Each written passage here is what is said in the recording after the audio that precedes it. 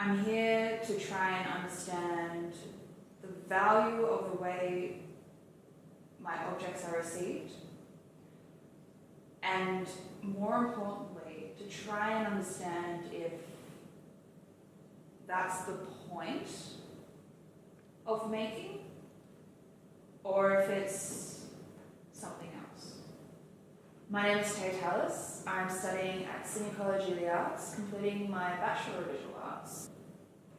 I mostly spend my time here playing around in mildly corrosive chemicals while trying to make things out of a combination of silver and light.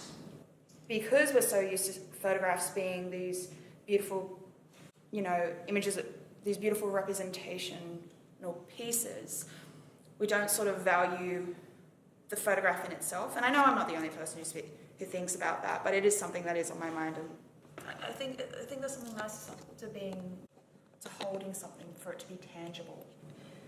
I'm learning to value the quiet, the intimate, things that are comforting versus work that is just spectacular. Because sometimes work is spectacular, but it means nothing.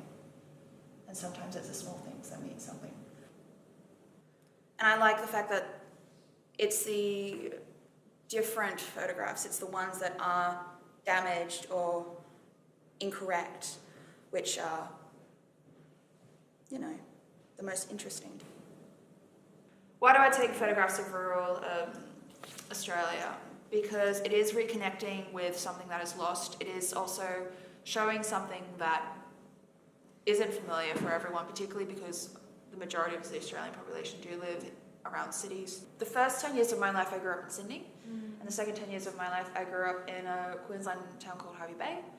And they're two very different ecologies of people and also environmental systems. It was the stillness of the place, it was the isolation. Some of it was a very early work. It was just this stretch of grass highway that I photographed at about 5 a.m. With my brother, and we just went out there and had a really great time. And I thought it was about the eeriness and the unknown of rural Australia life. There isn't as much stimulant in terms of signage, in terms of digital, in terms of noise. It's quieter almost.